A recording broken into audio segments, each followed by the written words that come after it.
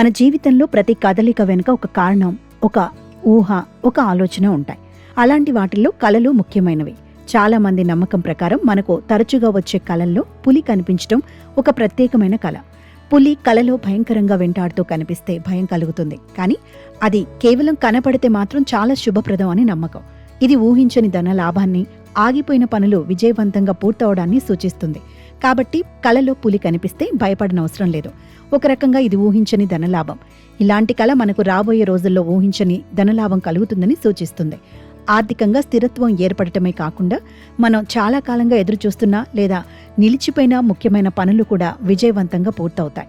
కాబట్టి కలలో పులి కనిపించడం అనేది చాలా మంచిది. భయపడాల్సిన అవసరం లేదు. ఇది అదృష్టానికి, విజయానికి సంకేతం. మన జీవితంలో నిద్రపోయే సమయంలో ఎన్నో రకాల కలలు వస్తుంటాయి. కొన్ని కలలు మనకు ఆనందాన్ని, ఉత్సాహాన్ని కలిగిస్తాయి. మరికొన్ని కలలు మాత్రం మనలో భయం, ఆందోళనలను రేకెత్తిస్తాయి. కలలు అనేవి మన మనసులోని ఆలోచనలు, అనుభవాలు, భావోద్వేగాలు, రోజువారీ జీవితంలో ఎదురైన సంఘటనల ప్రభావంతో ఏర్పడతాయని చాలామంది భావిస్తారు. అందుకే ప్రతి కలకు ఒక ప్రత్యేకమైన అర్థం ఉందని కూడా అనేక సంప్రదాయ విశ్వాసాలు చెబుతుంటాయి.